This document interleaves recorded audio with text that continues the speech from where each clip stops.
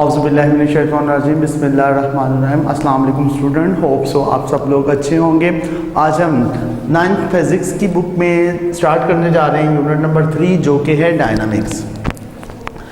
Last lesson number 1 में हमने पढ़ा ब्रांचेस ऑफ फिज़िक्स, जिसमें एक ब्रांच होती है मैकेनिक्स। अब याद रखिए जो मैकेनिक्स है साइंटिस्ट ने उसको भी फर्दर दो हिस्सों में डिवाइड किया।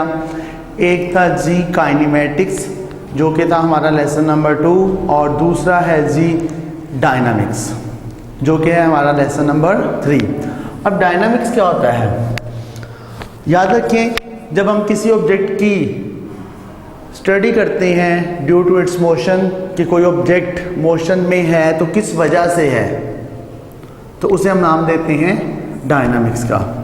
The branch of physics that deals with the study of motion of an object and the causes of its motion, जिसमें हम ऑब्जेक्ट की मोशन और उसके जो कॉजेज होते हैं उन दोनों को स्टडी करते हैं। That is known as dynamics, that is known as dynamics. अब याद रखें जो डायनामिक्स है उसमें हम लोग इस लेसन में मुख्तलिफ टर्म्स हैं जो कि हम लोगों ने डिस्कस करनी है। सबसे पहले है जी force. What is a force? Force क्या है? अब हम लोग के देखते हैं कि एक आदमी है, वो एक गाड़ी खड़ी है, उसको पुश करता है, धक्का लगाता है ताकि वो रेस्ट से किस चीज़ में आ जाए, मोशन में आ जाए, यानी उसकी पोजीशन चेंज हो जाए।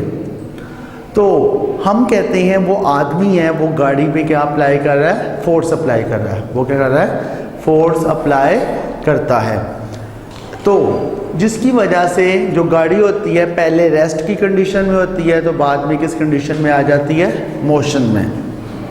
इसी तरह हम लोग देखते हैं एक फुटबॉल है, ग्राउंड में पड़ा हुआ है, जब हम उसको किक करते हैं तो पहले फुटबॉल रेस्ट की हालत में होता है, जैसे हम उसको किक करते हैं वो किस हालत में आ जाता है? मोशन में। उसकी पोजीशन, उसकी जो कंडीशन होती है वो चेंज हो जाती है, रेस्ट से मोशन में आ जाता है। इसी तरह हम लोग देखते हैं मुख्तलिफ गाड़ियाँ वो चलती हैं। जब हम गाड़ी की ब्रेक अप्लाई करते हैं तो गाड़ी मोशन से किस हालत में आ जाती है? रेस्ट की हालत में। तो जो ब्रेक है that is also a force, जो कि उसकी कंडीशन को मोशन से किस में ले आती है? रेस्ट में।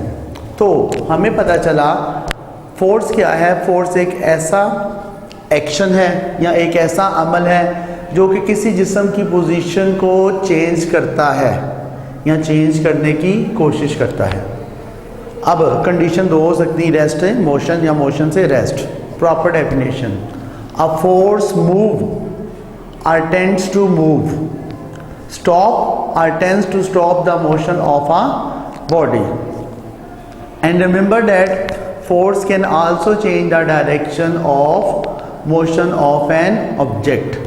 जो फोर्स होती है किसी भी ऑब्जेक्ट की जो डायरेक्शन ऑफ मोशन होती है उसको भी चेंज कर सकती है।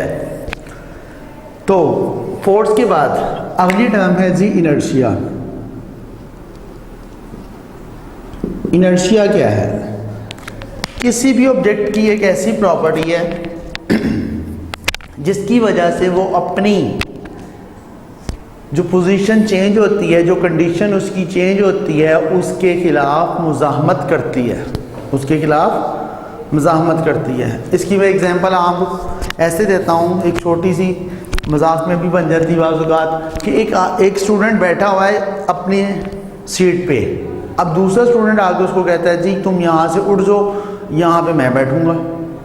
अब वो आगे से क्या करता है? उसकी रेजिस्टेंस शो करता है, आगे से रेजिस्टेंस शो करता है कि वो अपनी पोजीशन को चेंज नहीं करेगा, वो अपनी सीट को नहीं छोड़ेगा। तो हम कह सकते हैं कि उसकी ये जो प्रॉपर्टी है जो कि रेजिस्ट करती है अपनी पोजीशन में तब्दीली के खिलाफ, उसे हम नाम देते हैं inertia. Inertia of a body is its property due to which it resist any change, resist against any change its state of rest or motion। किसी भी ऑब्जेक्ट की वो प्रॉपर्टी जिसकी वजह से वो अपनी रेस्ट या मोशन की जो कंडीशन होती है उसमें तब्दीली के खिलाफ क्या करता है, रेजिस्ट करता है, मुज़ाहमत करता है। ठीक है जी। इनर्शिया के बाद अगली टर्म है जी हमारे पास मोमेंटम। याद रखिए, सबसे पहले बता दूं, जो मोमेंटम होता है उसका सिंबल हम यहाँ पे शो करते हैं P। मोमेंटम को शो किया जाता है P से। अब मोमेंटम है क्या?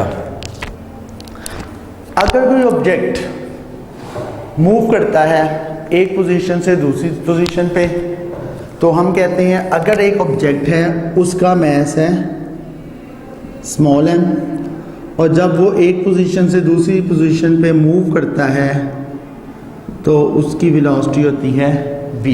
उसकी वेलोसिटी क्या है? v। तो अब हम कह सकते हैं कि किसी ऑब्जेक्ट की जो मास और वेलोसिटी होती है उसका जो प्रोडक्ट होता है that is known as momentum. The product of mass and velocity of an object is known as momentum. अब मोमेंटम का इन दोनों पॉइंट्स के मुताबिक अगर फार्मूला लिखें तो P is equal to m multiplied by v। P is equal to m multiplied by v। अब इस इक्वेशन को मोमेंटम का फार्मूला भी कह सकते हैं, और इस इक्वेशन के मुताबिक अगर हम जो कहते हैं इसकी एक और डेफिनेशन बुक के मुताबिक करें तो वो कुछ ये बनती है, momentum of a body is the quantity of motion it possesses due to its mass and velocity। किसी भी ऑब्जेक्ट का जो मोमेंटम होता है वो क्या होता है, उसके मास और वेलोसिटी का प्रोडक्ट होता है, जिसको हम शो करते हैं P से। P is equal to m multiplied by v। और जो मोमेंटम होता है याद रखिए that is a vector quantity and its unit is newton second. इसका यूनिट क्या होता है? Newton second. न्यूटन सेकंड भी होता है। अगर हम इसके मुताबिक देखें तो न्यूटन सेकंड को हम कह सकते हैं मास की जगह पे मास का यूनिट किलोग्राम और वेलोसिटी का यूनिट मीटर पर सेकंड। तो जो किलोग्राम मीटर पर सेकंड है वो भी मोमेंटम का यूनिट है, जिसको हम दूसरी फॉर्म में न्यूटन सेकंड भी कह सकते हैं। तो ये था हमारा आज का लेक्चर जिसमें हमने इंट्रोडक्शन और कुछ टर्म्स को डिस्कस किया। Thank you. अस्सलाम वालेकुम।